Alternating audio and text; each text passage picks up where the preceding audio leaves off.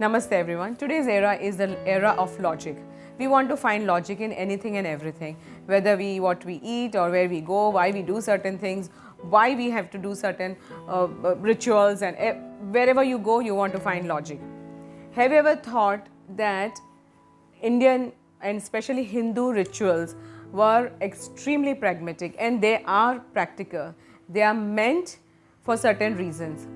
One question which I've always been asked by the audience, that why do we offer money to the god? Why do we offer money in the temple or for any rituals? But please apply some logic. Running a temple is as good as running a business. Don't you have a staff and different departments in the office? Similarly, the temple is built with the help of some resources. उसके बाद आता है that you have to maintain people to run the temple. So our all pujaris and pandits, उसकी salary कहाँ से आएगी? उसके बाद आता है all the rituals which we perform in the temple. Don't you see that we have developed or visualized a long process of various rituals from morning till evening? Every ritual, every time of the day has its own significance.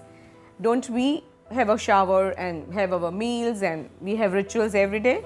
Similarly, our deities, our devtas have their own rituals as per their designation and their work of profile.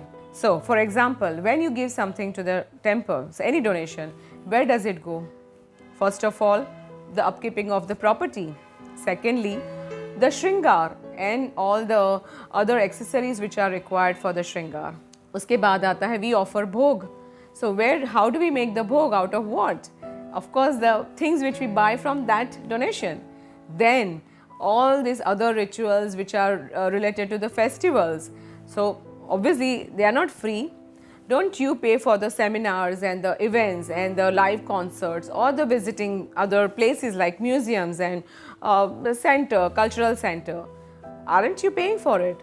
So why you have this question in your mind that we cannot pay or we cannot donate to the temple?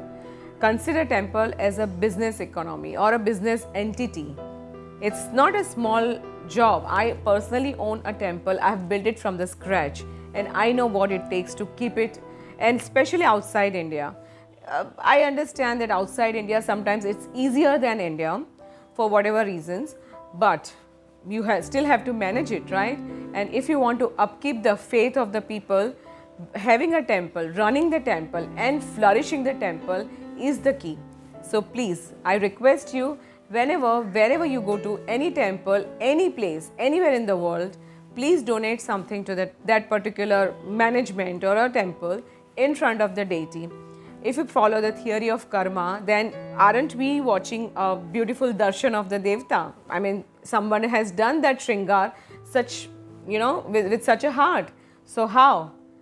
That person has to be somehow compensated, and then how else can we compensate? So that small donation will do the job. And let's appreciate the fact that there are people, not one, there are many who are dedicating their lives to run that entity, because of which your faith is, there. It's instilled. The values are instilled in your kids. So please ask your children, tell them the importance, explain that why we have to offer this small donation, no matter where, how many. There is no limit, whether you give $1 or $100, whichever, how much ever you can afford, please donate that to the temple. Thank you.